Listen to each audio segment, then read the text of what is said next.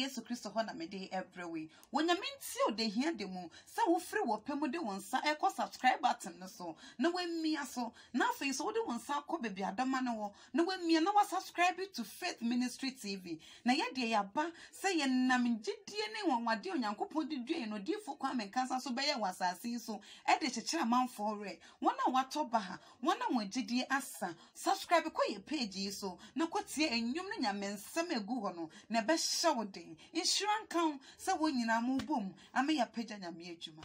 Ye de wa. Moses what do you go to back at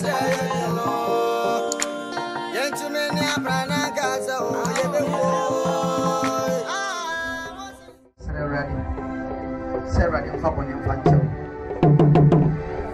I'm sorry, it's here and yes, I'm Sarah Infantile.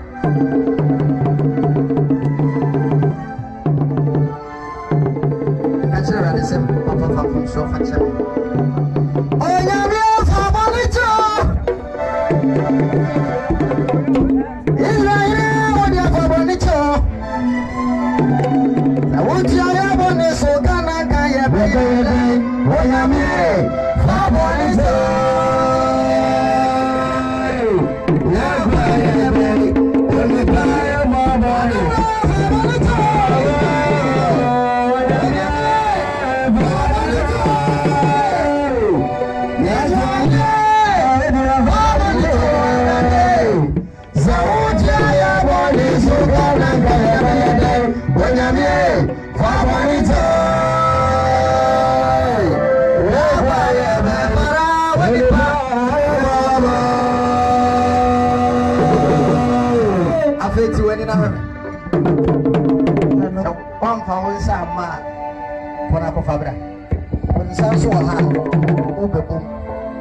Amen.